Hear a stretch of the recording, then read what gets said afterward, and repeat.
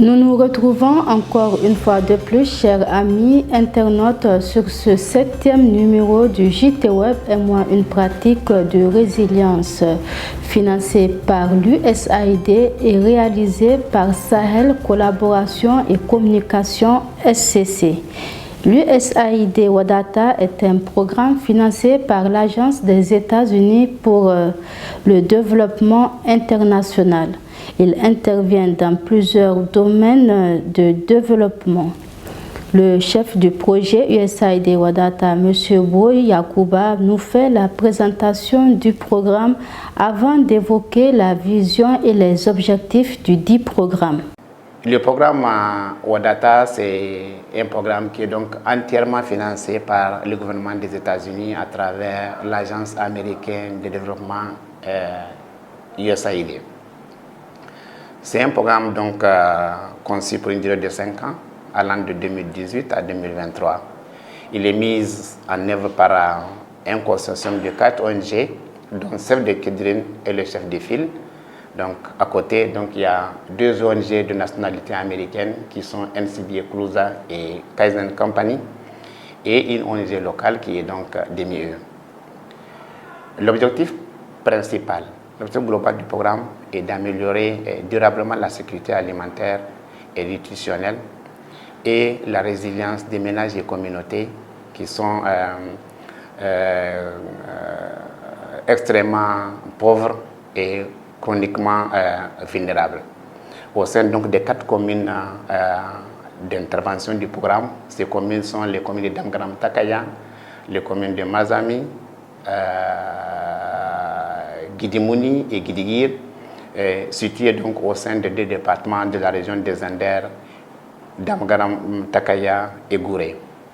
La vision en fait du programme ne s'écarte pas de la vision globale de Save the Children, qui est un monde dans lequel chaque enfant puisse survivre, apprendre et être protégé. Donc à cela, le programme Wadata pense aussi et souhaite surtout qu'à la fin du programme, tous les ménages de la zone d'intervention soient résilients et surtout prospères. Notre sujet du jour porte sur les comités villageois de développement mis en place par USAID Wadata.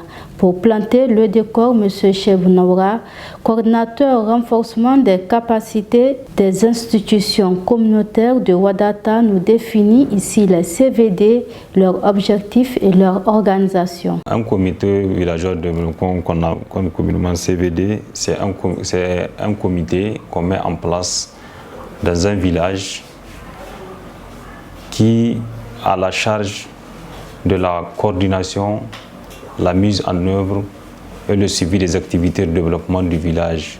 Donc, du coup, un comité qui est porteur de tous les autres comités mis en place dans le village en lien avec les autres thématiques en lien avec le développement. Donc, la santé, nutrition, la gouvernance, l'agriculture et les moyens d'existence.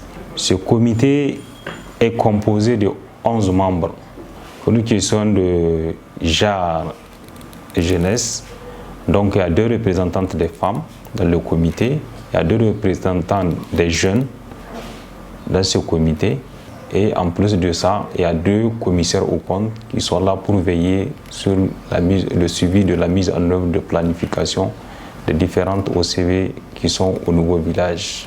On met uniquement que les membres de la communauté et qui c'est à qui la communauté a donné caution. Donc, qui sont choisis en assemblée générale communautaire. Donc, il n'y a pas de conseillers municipaux dedans, il n'y a pas même la chefferie à l'image du chef de village au niveau communautaire. Pour M. Sani Moussa, membre CVD, plusieurs activités peuvent être mises en œuvre à travers les CVD dans la marche vers le développement. Les activités du CVD concernent aussi toutes les autres activités dans le village. Le CVD assure le suivi, l'évaluation et la bonne marche des activités.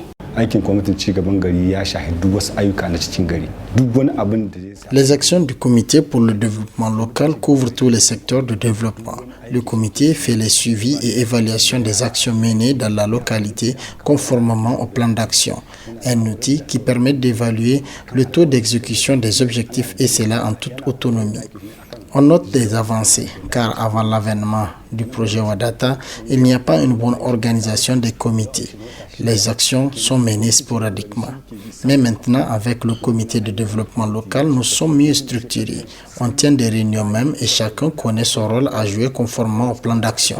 Si par exemple, lors d'une réunion, il est décidé de tenir une séance de salubrité, rapidement on connaît qui doit s'en charger et pour combien de temps.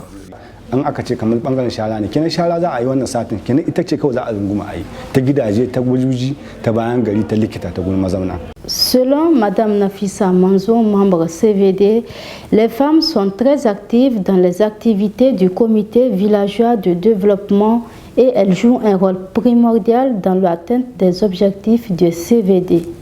Comité muke bi mu gani inda wanda ke da matsala. Nous partons de comité en comité pour débattre entre femmes des difficultés que rencontrent certaines pendant la grossesse et lors de l'accouchement. Après concertation, nous transmettons les résultats de nos échanges au CBD pour décider à l'unanimité des dispositions à prendre. Dieu merci, maintenant nous sommes éveillés et nous avons beaucoup progressé. Avec le CBD et ce comité créé, nous assistons même les vulnérables. Da abin da ya samu gaba ɗaya jama'a ke taruwa mata a yi kuma sai a je a gaya babbar kungiya shikenan. Dans sa deuxième intervention, M. Chebounaoura, coordinateur renforcement des capacités des institutions communautaires de USAID Wadata, revient sur quelques résultats probants en lien avec les comités villageois de développement. D'abord, le premier résultat, c'est que c'est la mise en place des autres structures, parce que c'est le premier comité qu'on met en place d'abord et il participe à la mise en place de toutes les autres structures qui en découlent. Ça, c'est un. Deuxième chose, c'est la planification, l'initiation de la planification du développement au nouveau village.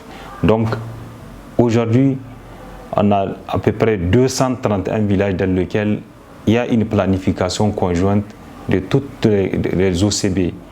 Donc les organisations à base communautaire de ce village qui est centralisée au niveau des CVD, qui les permettent, ils tiennent des réunions mensuelles, ils évaluent cette planification qui est sur une durée de 3 à 6 mois et après ils replanifient cette planification. Il y a beaucoup de villages que les CVD, sous l'initiative des CVD, ils ont construit des classes en paillotte pour permettre aux enfants, aux élèves de faire la rentrée à temps.